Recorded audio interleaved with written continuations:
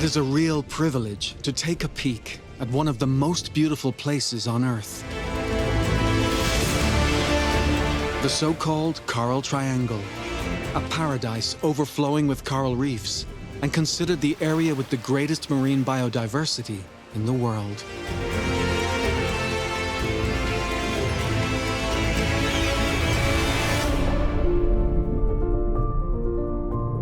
Like a heart for our planet, its mission is to pump oxygen continuously through the enormous fields of coral that grow in its depths. The currents transfer this oxygen to the oceans, generating life. This area provides a home and protection for more than 2,000 species of fish and animals of all kinds.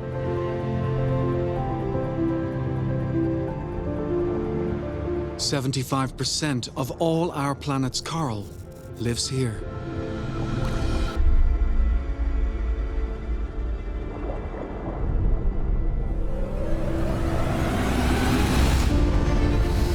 In this series, we have filmed over 300 hours of underwater images, 2 years of diving, having the chance to see up close the uniqueness of all its inhabitants and the beauty of its surroundings. Sadly, it is in serious danger of extinction.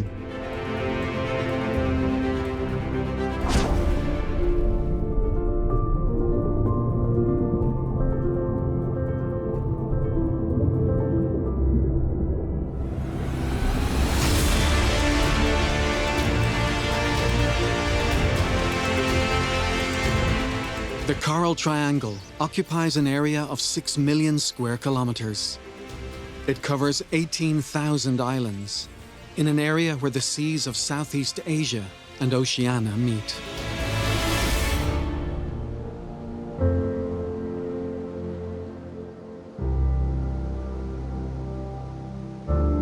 This lunar landscape belongs to the Komodo National Park, an area that looks like a drawing within this peaceful corner of Indonesia,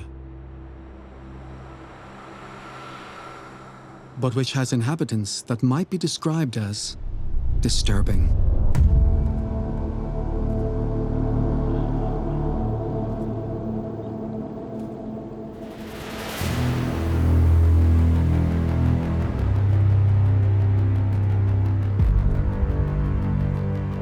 This is one of the few species dating back to prehistory.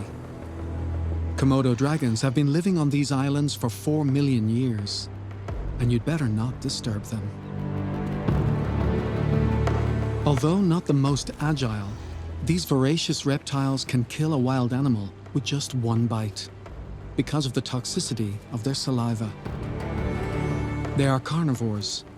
They eat everything, and in great mouthfuls. Fewer than 2,000 individuals remain, most of them on Rincha Island. They live in Horseshoe Bay near Cannibal Rock. It was given this name because people saw a dragon eating another.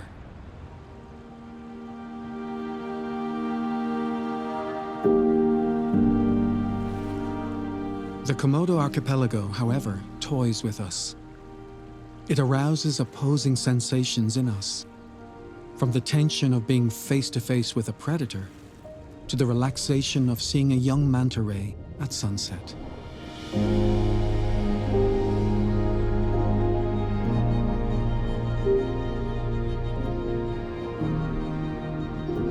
Despite their size, mantas only eat the microscopic zooplankton that abound in these waters. To do so, they use the fins that we can see on the side of their head. They are called cephalic fins, and they direct the water to their mouth, where the food is filtered.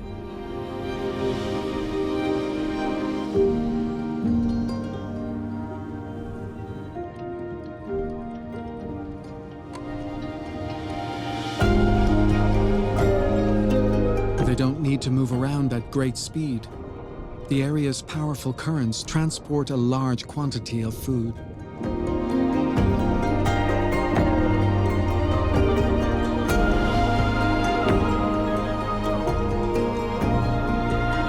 The gentle gliding of the manta rays is the most elegant sight on the coral reef. we are going to try and emulate this adult individual in its trip around the south of Komodo. Pay attention, because for a few seconds, we are going to fly through the water.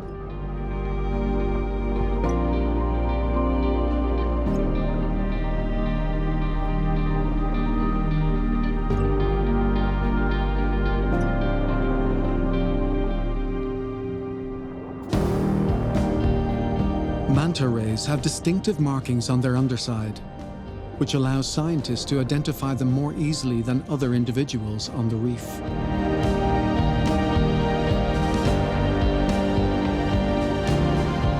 If they are not captured, they can live for as long as 50 years, and in that time they travel great distances.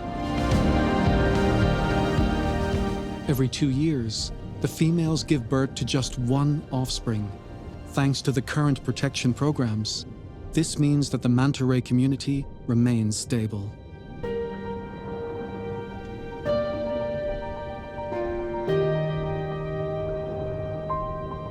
Each individual can weigh up to a ton, which is no obstacle to staying suspended in the water using the strong currents. But are they eating? Or having fun in a water park?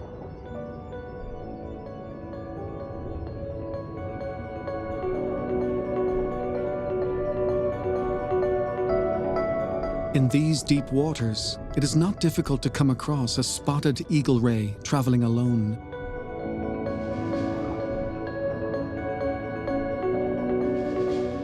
This species, which can have a wingspan of up to 3 meters, usually moves around alone, very often close to the surface, occasionally jumping out of the water.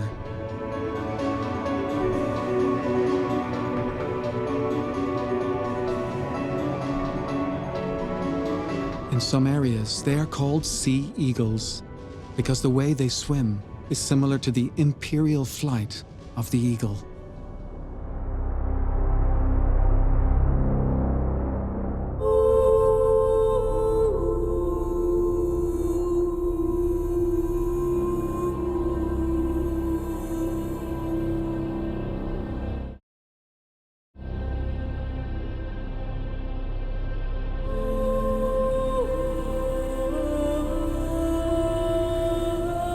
Given such a display of marine fauna and biological diversity, it is no surprise that Komodo has been declared officially one of the 7 wonders of nature on Earth.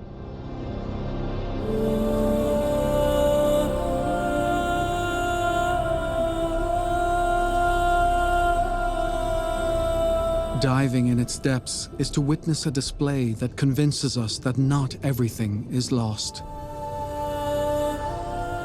and that the hand of man destroys, but also creates, if it wants to, a scenario where life can develop.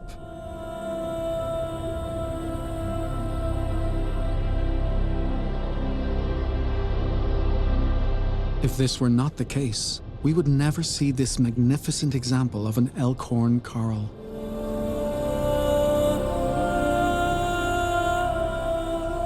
It is called the reef builder because it is composed of calcium carbonate, which feeds other corals.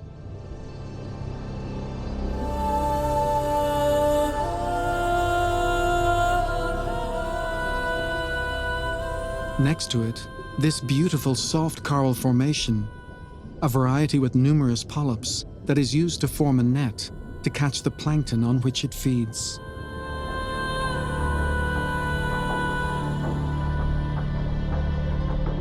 These catfish also form their own net for self-defense.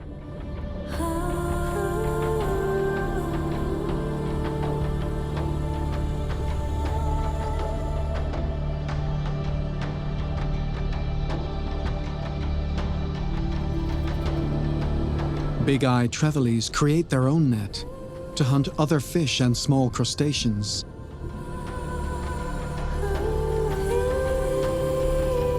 Although this giant trevally doesn't need a net to hunt.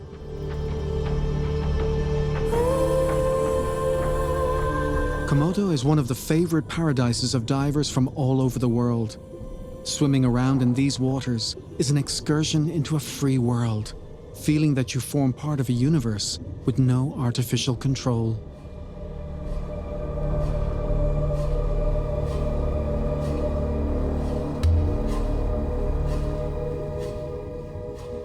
Did we say with no control?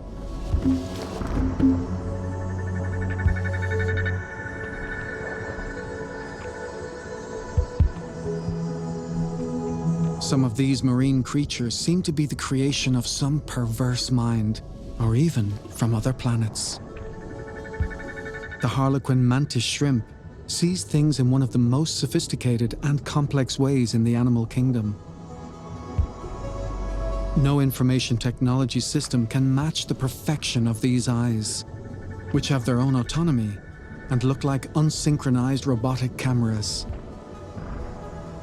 They can perceive a much greater range of colors than mammals, and can see 3 different forms of the same object.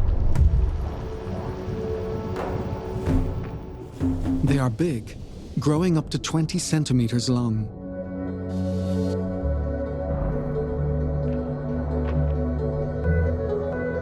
Both eyes act independently, each with its own perception of depth.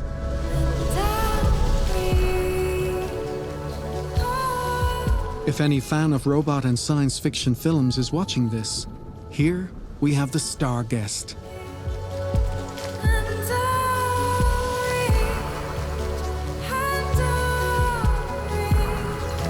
Watch its front appendices. It uses them to break the shell of other mollusks. Their power is equivalent to a shot from a Magnum revolver.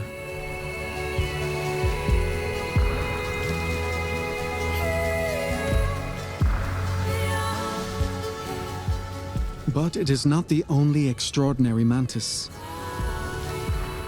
In this underwater jungle, every species develops different skills that make it unique.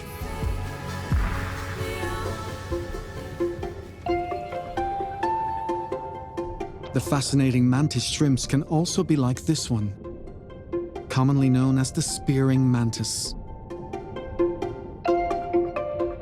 Apart from their incredible visual mechanism, they are also formidable hunters. Their arms are spears that pierce their prey and draw them in before they have time to react. Their 2-armed attack is one of the fastest movements in the animal kingdom, and so powerful that some specimens have even shattered the glass of an aquarium.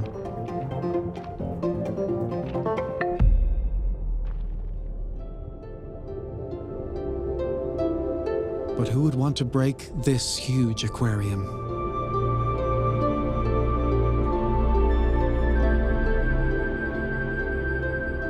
Its fragility is only due to the action of man. For thousands of years, the reef has maintained its natural equilibrium, but now fishing and the warming of the waters have endangered its existence.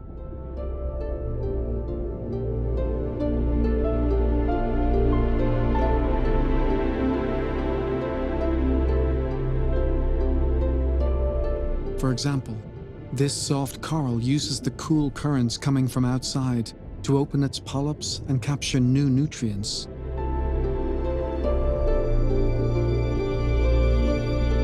In this way, it releases oxygen into the sea, which is enriched as a result. This is a process we must endeavor to maintain. The more coral, the more oxygen in the sea. And the more oxygen there is, the greater the marine life.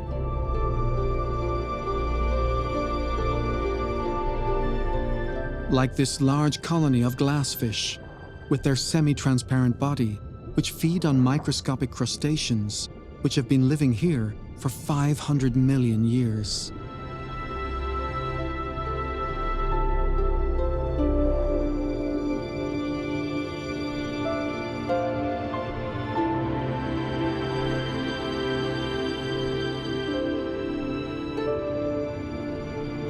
This specimen of nudibranch also seems from a very ancient time. It could be a drifting algae, but it is a sea slug that seeks its food at the bottom of the reef.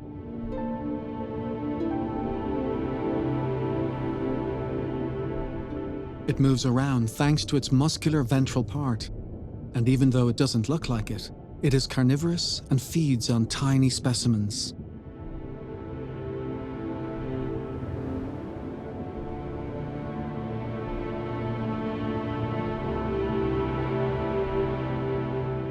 Komodo has always had a natural protection against external attack. Its archipelago has strong currents, which historically have made it difficult for humans to sail in small craft. Consequently, this area has suffered less from the capture of marine animals and corals.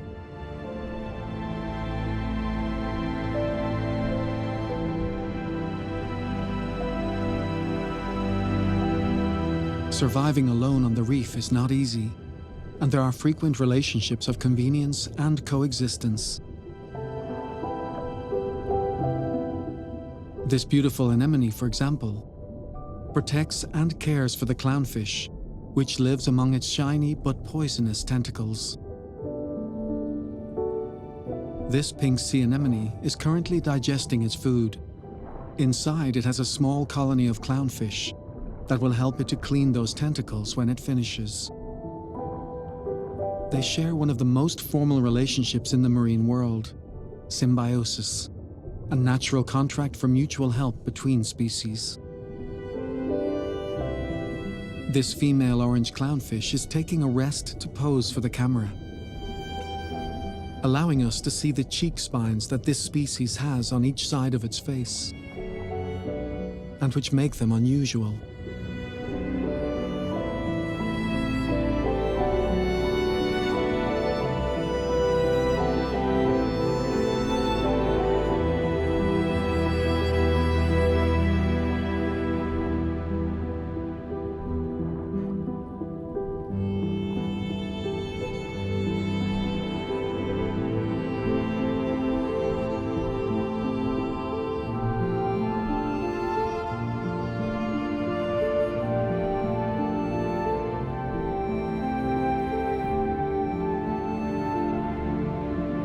These fish are not born immune to the anemone's poison. They gradually acquire immunity thanks to a mucous membrane that is generated when they are born.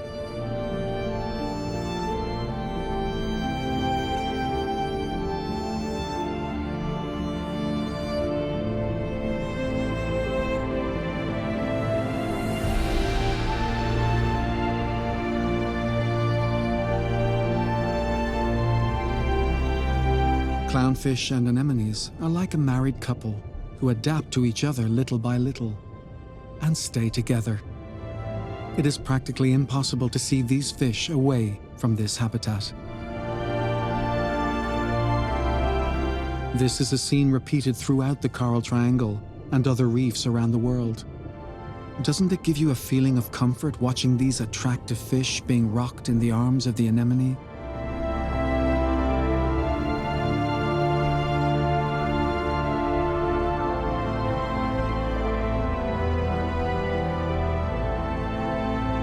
Or witnessing this scene, almost surreal, yet real at the same time. A bubble anemone alongside an open sea fan coral, two very different systems of eating. The presence of this fan confirms that this is an area rich in food, because of the strong currents which drag in zooplankton and small crustaceans. Whatever the case, it is a beautiful image.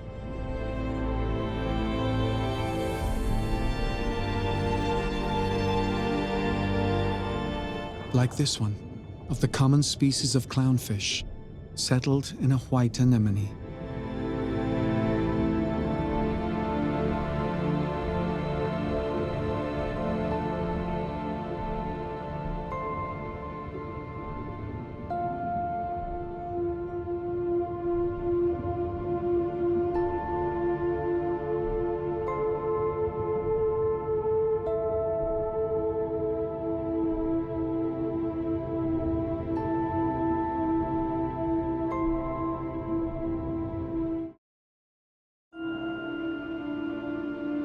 Komodo is a volcanic island emerging from the sea, with green meadows during the monsoon season.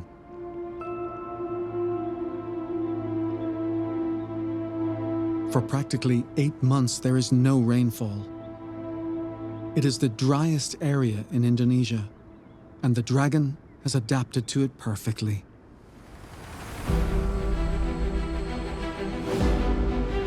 The sun is vital to them. It takes part in their digestive process by accelerating the decomposition of their prey in the stomach.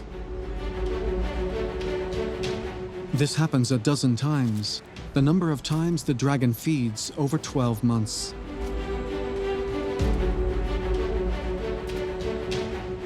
But once a year, hunting takes a back seat. In the months of July and August, the dragons look for their mates for an act rarely seen.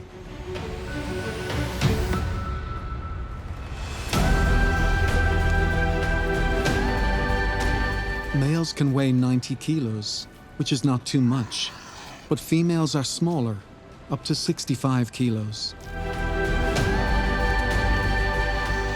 They will produce about 40 eggs. During this time, the mother keeps them safe, but after they hatch, she may eat her offspring, depending on the hunger she has built up. The survival instinct makes these young run up into the nearest tree to avoid being eaten by their own mother.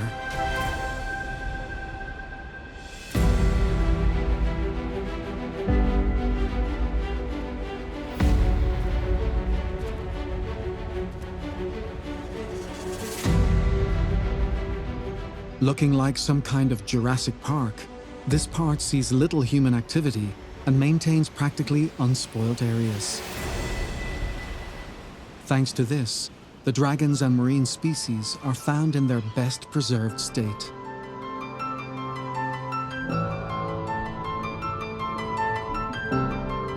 This has allowed sponges and corals to grow to enormous sizes.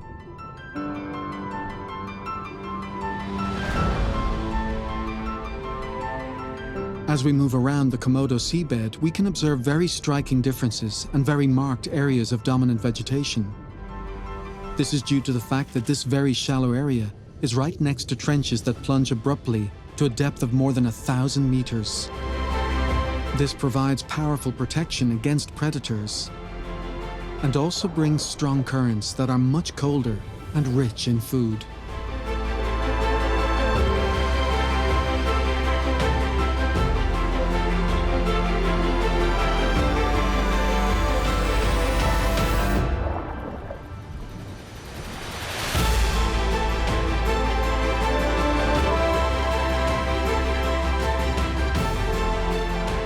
The coral formations develop with extraordinary vigor, and in turn, the animal life multiplies very easily.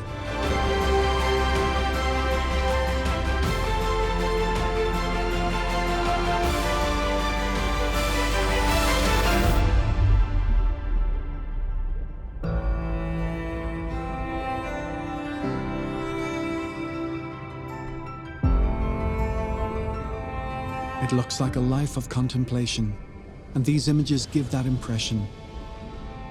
But you have to be very alert. Sometimes, among so many different species, some can be very trying.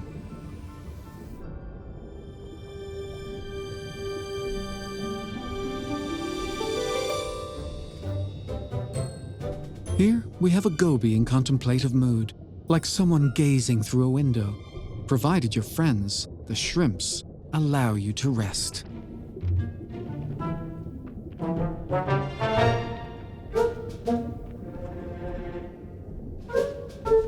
Gobies and shrimps share a home. They help each other mutually. They have to be very close. And they walk up and down.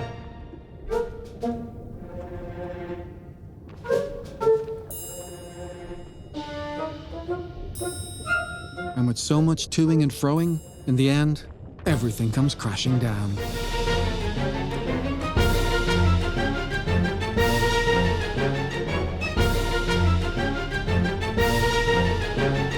This house is a ruin.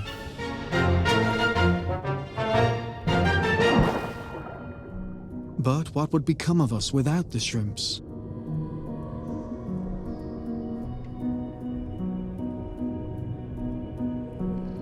This one, for example, is a more tranquil species, a banded coral shrimp which lives in small caves, always with its partner.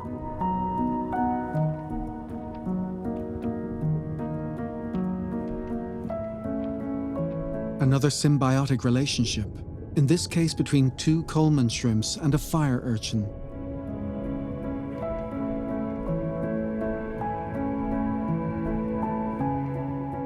The shrimps live among its toxic spines, seeking protection. They eat the dead tissue that stays behind in the urchin, and as they do so, perform a cleaning operation.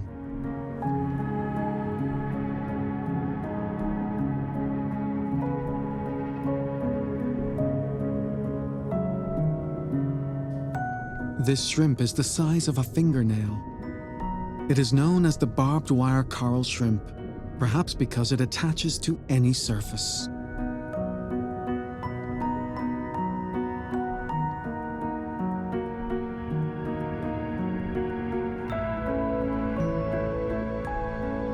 Although if you want balance, look at this specimen of glass anemone shrimp. It is semi-transparent with a very curious shape and uses the currents to levitate and attract the attention of other species that require its cleaning services. It waves its antennae and legs to announce its presence.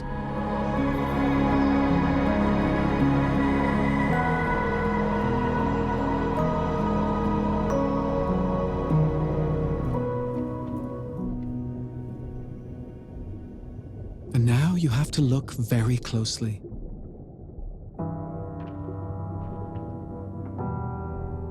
This little show-off is a Brooks shrimp, and it also lives in the urchins. It's so small that it almost goes unnoticed, except for our camera. It measures less than 1 centimeter, and it likes to spruce itself up to look good for the filming.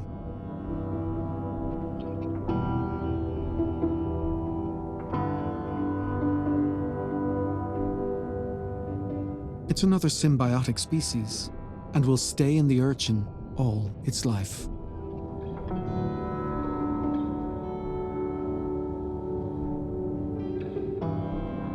And here we have another example, the white spot anemone shrimp. It lives in the anemones, which protect them from their own venom with a mucus layer. When they shed their skin, they are forced to move away if they don't want to die. With their new shell, they return slowly to being protected by the anemone.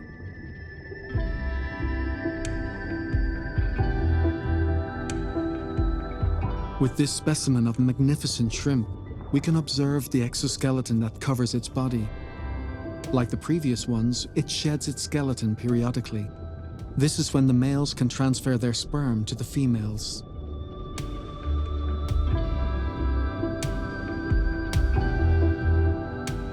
The imperial shrimp is one of the most beautiful of the species.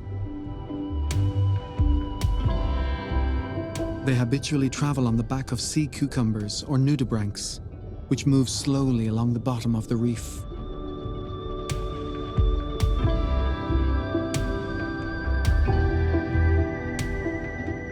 Like the other symbiotic shrimps, it feeds on remains of plankton and other waste products. On its travels, the imperial shrimp will come across different worlds.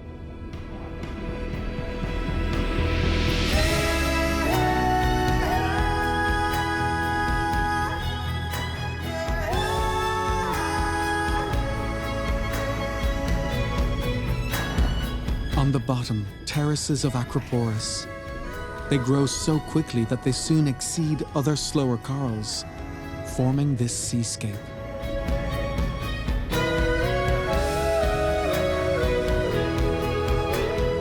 Above them, a group of sweetlips with their large, fleshy lips. These colorful fish always move around together. This way, they protect each other.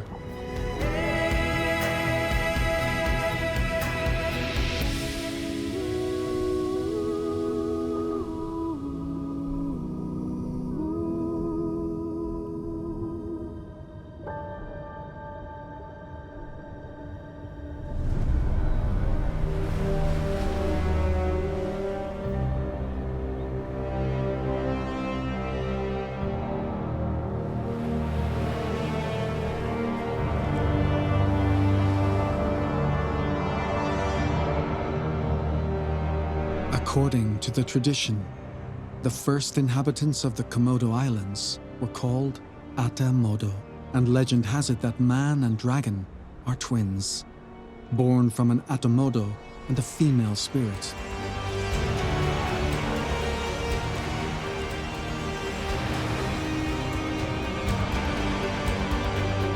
This is why the men who came here centuries ago always cared for the environment, and particularly the dragons, because, as happens with some twins, each could feel the other's pain.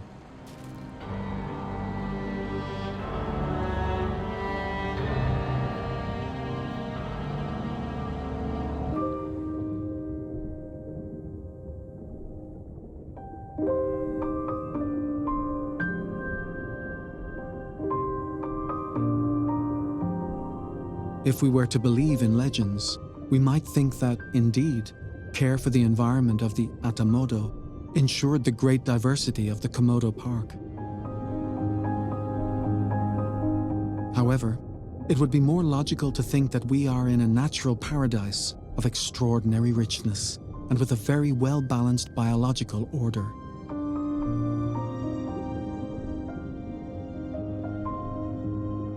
You can dive right next to a group of big-eye trevallies, or come across this character, a giant known as the bobbit worm. If it is a large specimen, you'd better hide.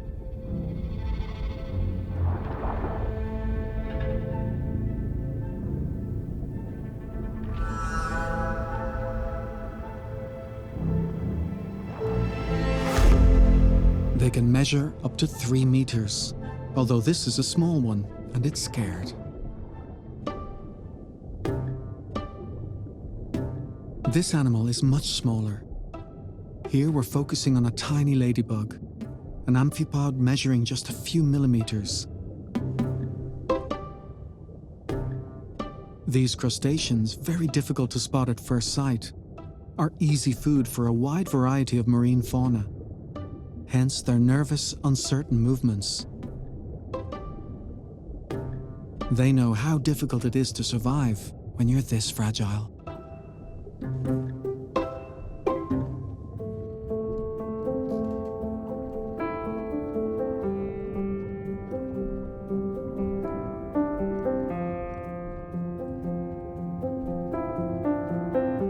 Although this group of fish may at first glance look like a herd of buffalo running through the American Wild West prairies, what we see here is a colony of blue parrotfish. And if you ever go to a tropical white sand beach, please remember them.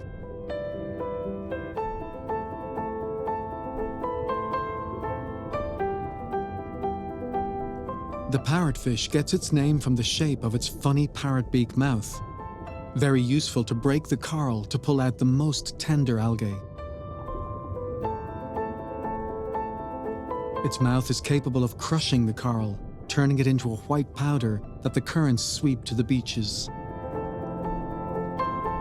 Almost everyone knows that the wonderful white sand we walk on at those beaches is coral. However, less known is the fact that part of that sand is made up of the excrements of the parrotfish. These are specimens that measure up to 1 meter. They weigh about 30 kilos, and their life expectancy is 20 years.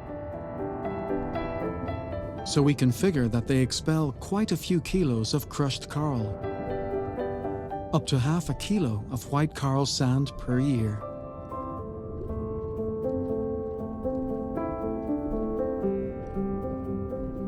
And although it may seem so, they're not smiling. Due to the morphology of their unique mouth, they cannot close it.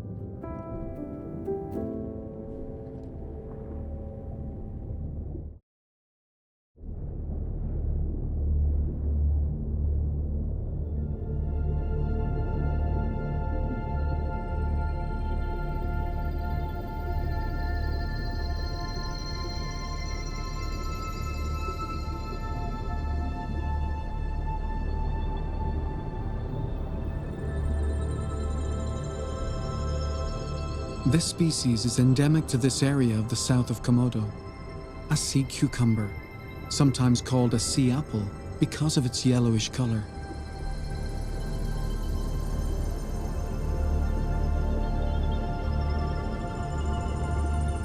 Its unfurled tentacles catch plankton and remains floating around in the current, and deposits them in its gastric pouch in a rhythmic ceremony that is difficult not to watch.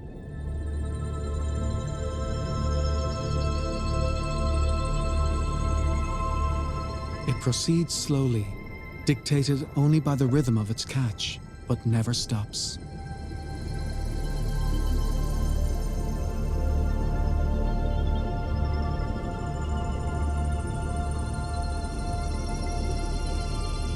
These images are captivating to look at, perhaps even hypnotic.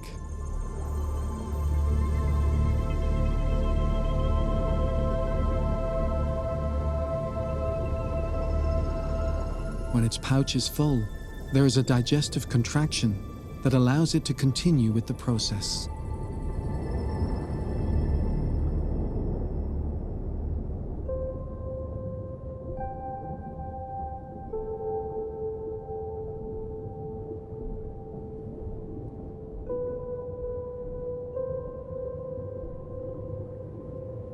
In this trip around the depths of Komodo, anywhere is ideal for encounters with unusual species, from coral fields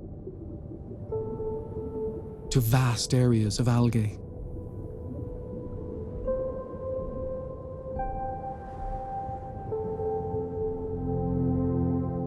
In this habitat, we can see a curious long-horned cowfish, or horned boxfish, surprised and on the alert. It has no pelvic fins, which gives it a characteristic method of swimming.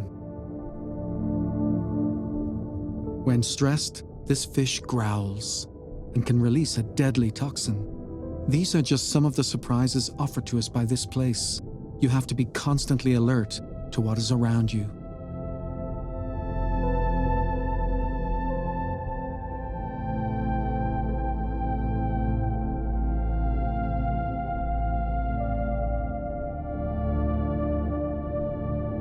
Because only if you are alert will you be able to observe a camouflage artist.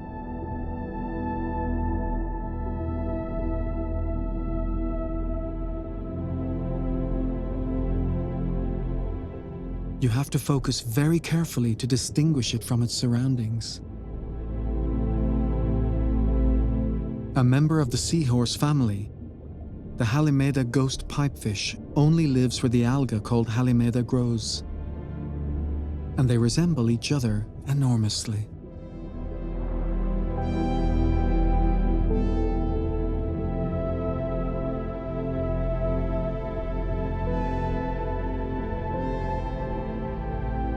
None of this species of pipefish measures more than 5 centimeters.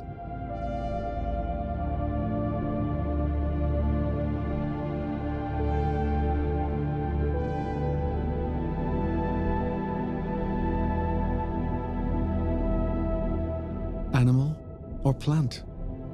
Very difficult to tell.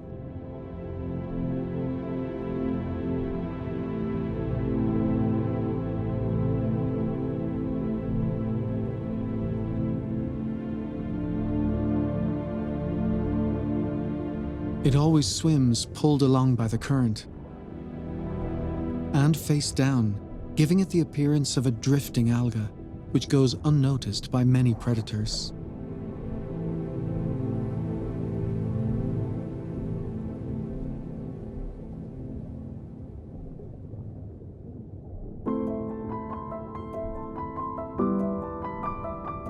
Like this alligator gar, waiting for prey such as the pipefish to pass by.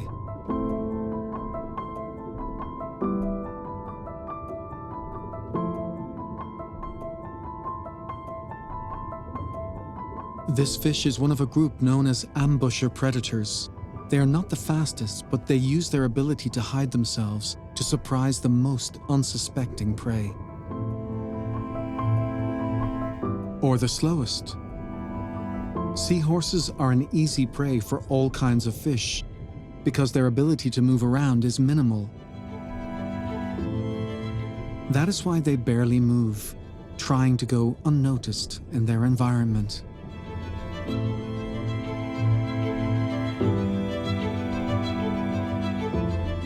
This cone snail is extremely poisonous.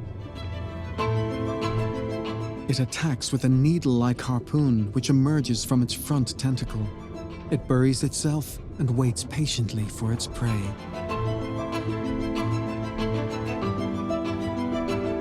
Anywhere you look in these coral fields, danger is lurking. Some species are protected by their instinct, others by their defensive capacity.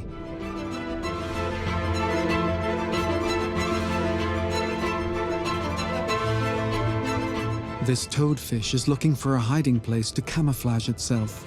It can change color to merge with the coral and the algae, and lie in wait for a long time.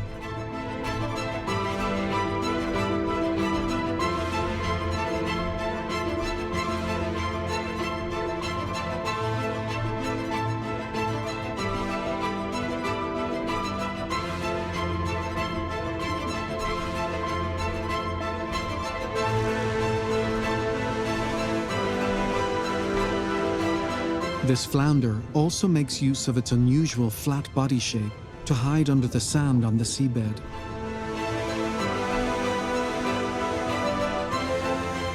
But, as we can see, not completely.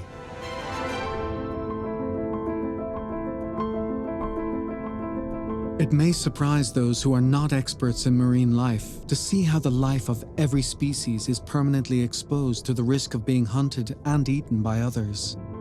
And at the same time, see how some coexist without the slightest fear. It might seem like a contradiction, but it isn't. This is the law of nature, which dictates its equilibrium when the time is right. Hunters and hunted only exist because of hunger. Here, there is no species that kills for fun. Well, only humans. And humans have a lot to do with our next protagonist.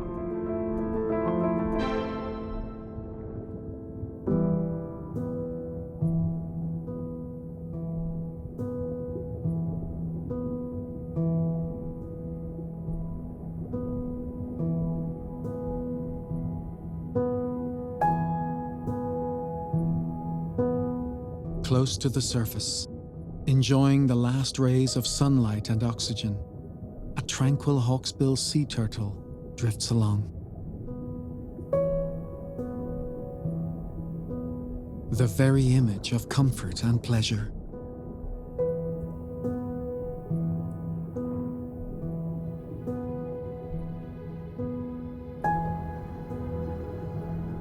The hawksbill sea turtle is seriously threatened with extinction. Man has hunted it uncontrollably for a long time because it is considered a succulent delicacy, and for its extremely hard shell, which is used to make decorative objects, similar to elephant ivory.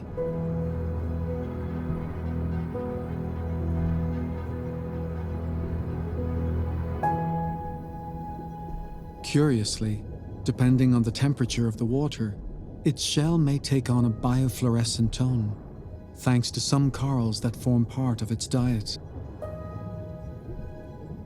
On reefs like this one, it can find food easily and can live for anything between 30 and 50 years.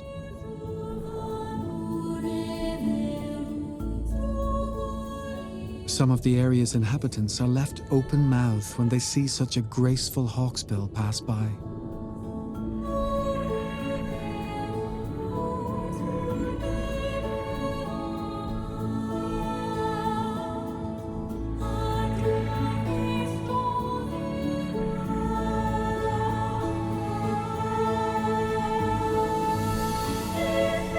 Safe in the knowledge that it carries its home on its back, it swims unhurried around the reef, and we can see what the world looks like from its point of view.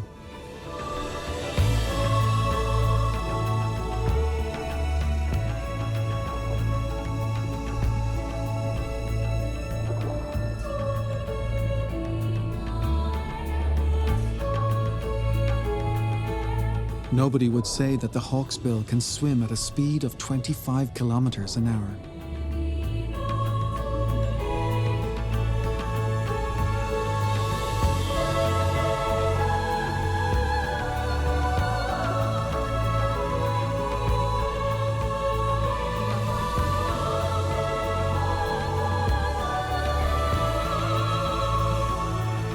Since 1996, it has been illegal to harass, capture, or kill this species.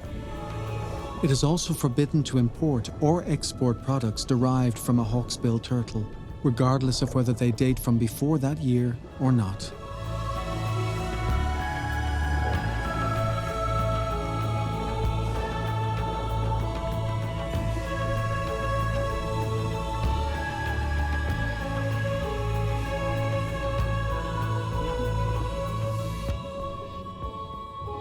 Our tour around Komodo does not end on a whim with the hawksbill turtle. It is a kind of tribute to these animals that have survived over the centuries, in spite of everything.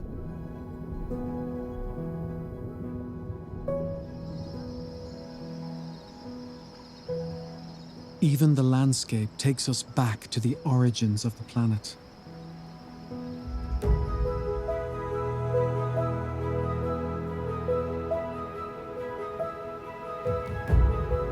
Is this what the world was like 1,000, 10,000, 1,000,000 years ago? Komodo has probably not changed a great deal and continues to be a paradise for the living creatures that remain here. The dragons waiting patiently.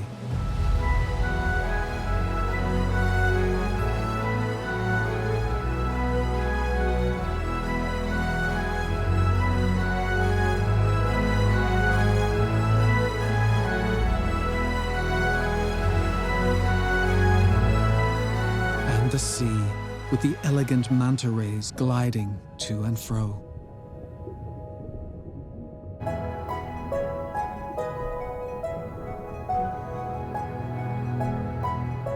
Corals of all kinds.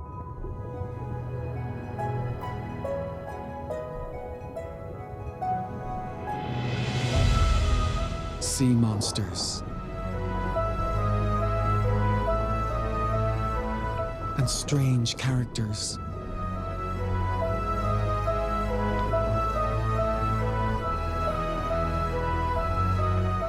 Different types of shrimp everywhere.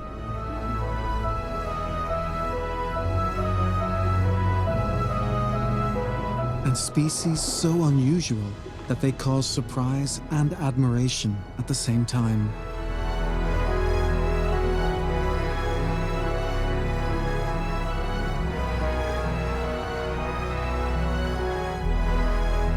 Individuals whose morphology surpasses any technological design.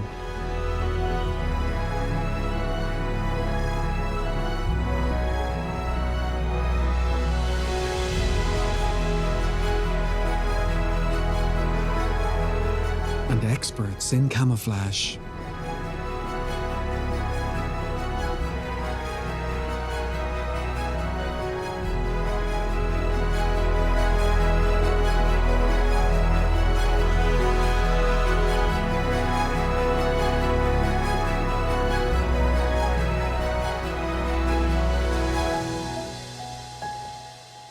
Since 2011, Komodo has been one of the 7 wonders of nature on Earth.